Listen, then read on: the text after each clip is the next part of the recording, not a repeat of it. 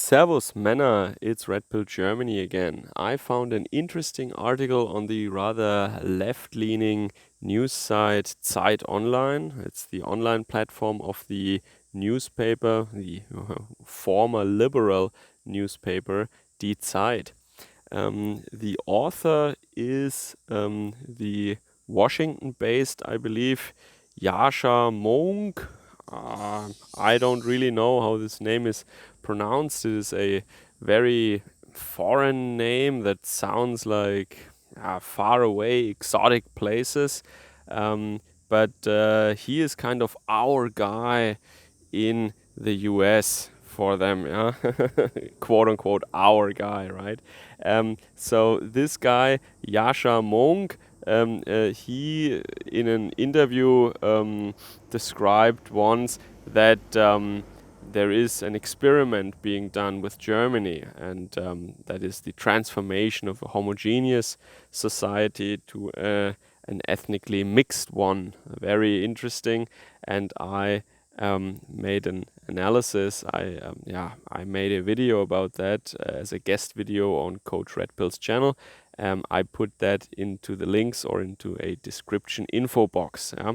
So you can check that video out. So now this gentleman that is maybe already, if you follow my channel or you probably have heard of that guy already, Yasha Mounk, very interesting guy, a very colorful, exotic, tribal person. And now he, in this article today that I want to discuss, he describes or he tries to explain, to introduce to the German readers what cancel culture is, this dangerous new trend from the United States.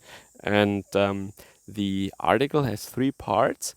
In the first part, he mentions, for example, that one of his colleagues, a person by the name of David Shore, also a very exotic name, that he lost his job because he suggested that peaceful protests have always helped the Democratic Party in elections, and these not so peaceful protests, let's say it that way, they helped the Republican Party. And by the very, very colorful activists then, that was seen as an overstep or an overreach because, see, these very colorful people, they think that Mr. Shore is a white person. Very funny. And as a white person, he cannot lecture colored people about how to protest. So not using violence as a suggestion to them to not help the Republican Party or Donald Trump, that is lecturing and paternalistic. And the joke is, of course, on them because I think the original research was by a black person. Mr. Shore just talked about that. And also, or maybe not research, but maybe the suggestion was from a black person. And also Mr. Shore is not white, so it's actually really funny for me as a German to look at that, and yeah, very funny. Okay, so Mr. Shore is some kind of data scientist, some math whiz kid, and what Mr. Mounk now says in his article is very interesting. He says that cancel culture is, of course, a left-winged phenomenon, a socialist phenomenon coming from college campuses in the northeast of the United States. And it is, well, he says that it just goes too far, right? Because Mr. Shore, he is a Marxist, he's a Leninist, he is one of our guys, you know. He definitely hates the Republican Party, and he doesn't want Donald Trump to be elected. So how can you cancel this guy? He's one of us. Yeah, it goes too far. Yeah, and this is what he laments about cancel culture. He doesn't really, it's not bothering him that the people that he dislikes are being targeted, even though in the following parts of his article, he tries to make it sound like that was the case. And that is so interesting. Like, he picks out the case of of an Austrian provocateur comedian and a German comedian. And this German comedian, Mr. Nur, I think is his name. Yeah, one of his links was removed, or an article was, or some media of his was deleted from the DFG, a German research association, because he is seen as, yeah, a provocateur, and left-wing circles don't like him. And then there was this female Austrian comedian who is also seen as a provocateur. And yeah, you see, people, they try to gain attention by provoking the mainstream, by dancing on the line of what is allowed, and that, of course, it creates views, clicks, it gives you attention, but it is also dangerous. And in this case, it backfired because of cancel culture. And what Mr. Mounk now does, he says that yeah, you shouldn't just defend the people who you agree with, but also these two guys, who you might not agree with, or you might find their comedy boring or whatever. But we shouldn't just defend people who are totally aligned with us, or as he says, who have a clean record or something, as if agreeing with him personally would mean that they're morally okay. This is also very interesting how he phrases things. Yeah, his opinion means you have a white vest, as we say. You have a clean record. You are not guilty. But if you disagree with him, yeah, then of course you are guilty. Yeah? And he says that in the last paragraph. He then really says what he actually means. Yeah, we shouldn't bother, or we shouldn't. Cancel culture is bad because it uh, gets the focus of us away from the actual enemy, which is, of course, German patriots and people who are demonstrating peacefully right now, because they are afraid that these pandemic measures that our governments enact, that they are endangering our liberties and freedoms, and that they're unconstitutional. Yeah, those people are the actual enemy, and they're not human beings, and you don't talk to these people. And the problems of cancel culture is not that the AfD or German patriots might be cancelled or might be getting in trouble. No, because they're the enemy. The problem of cancel culture is only if some left-wing person who is, in Mr. Monk's assessment, a very good person, but if they didn't pass some kind of purity test on the left, or if the ratchet of craziness or the crazy train of the progressives went too far, and one of their own good people was cancelled. Yeah, that is the danger, and this is horrible. Like Mr. Shore, the Marxist-Leninist data scientist who helped Mr. Obama during the campaign with his political models. If he loses his job because he's seen as white, erroneously, by some very exotic, very colorful people, then this is going too far. That is the problem of cancel culture. Yeah, it is very revealing, and it is interesting because I think the normal yeah, left wing, center left, liberal readers of these Zeit articles, these German online newspaper articles, they will actually think that Mr. Monk is some liberal German guy. That's what they will think. They think, oh, it's like, I don't agree with you, but I defend your right to speak your mind, or to have freedom of speech. Yeah, some liberal guy like that, but he's totally not, because he says that a German patriot must be yeah, defeated. It must be yeah, yeah, we must fight against them. Yeah, but then he picks these very, very milk toast, very harmless, and yeah, not really they're not really political. These two comedians that he chooses as examples, yeah, for the hazards of cancel culture. Yeah, and also he acts as if that was a new thing. I mean, remember the social democrat Mr. Sarrazin, who just wrote very, very well researched books. He's an economist.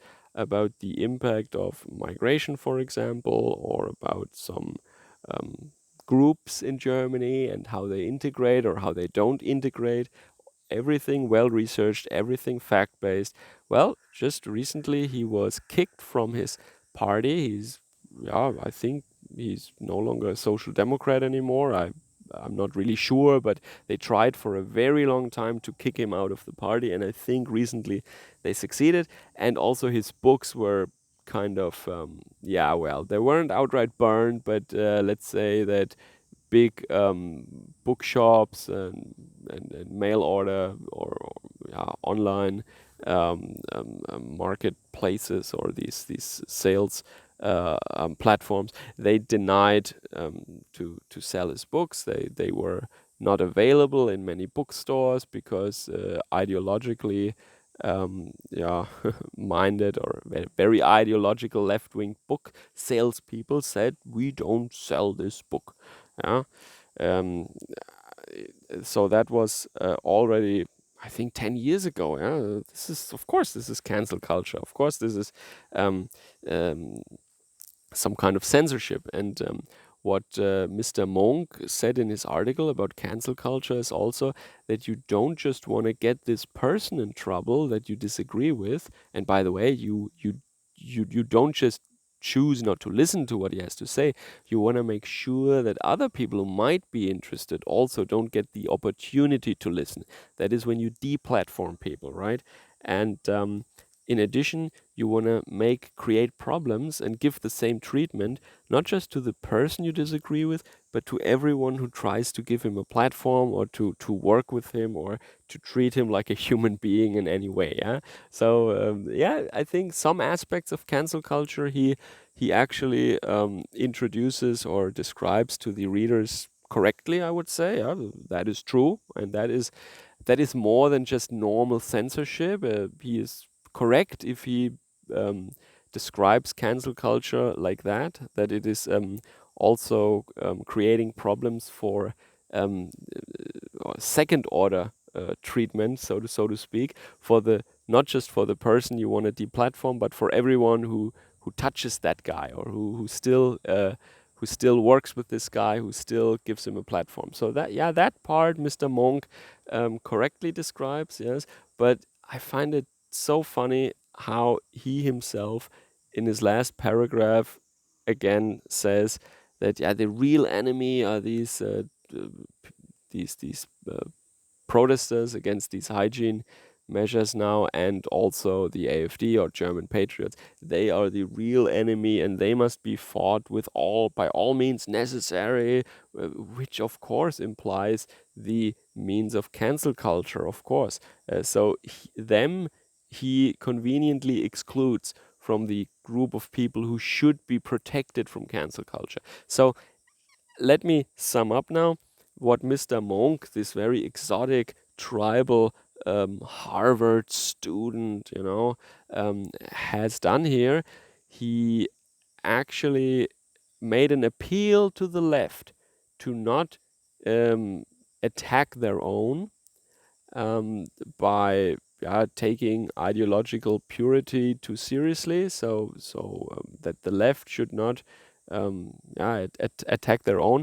That this appeal he kind of camouflaged, he masked as an introduction of the concept or the idea of cancel culture to the Germans who might not have heard about this crazy, wacky new trend from the US and A.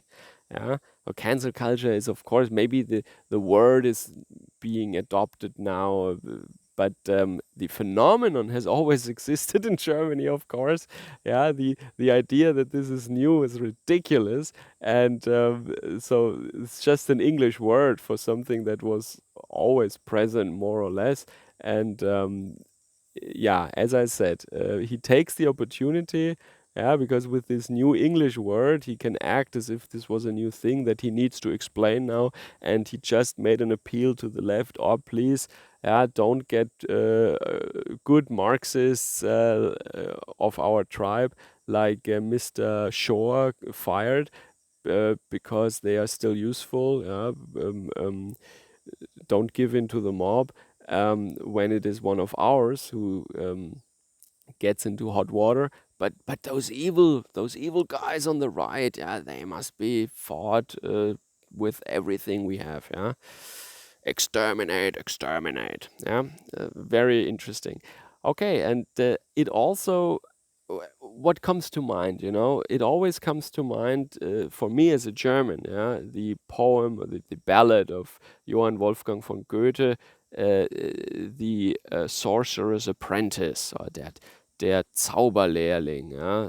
That is a poem about an apprentice of a sorcerer, of a witcher, and the old master is out of the house. Yeah? He has left the house, and this young apprentice, he tries magic now. He is tasked with filling a tub with water from the well or from a stream, and instead of doing it by himself, he enchants a broomstick that's standing in the corner somewhere, and he makes this broomstick come to life, and that broom now takes some, maybe a bucket or something, and goes to the well and fetches water.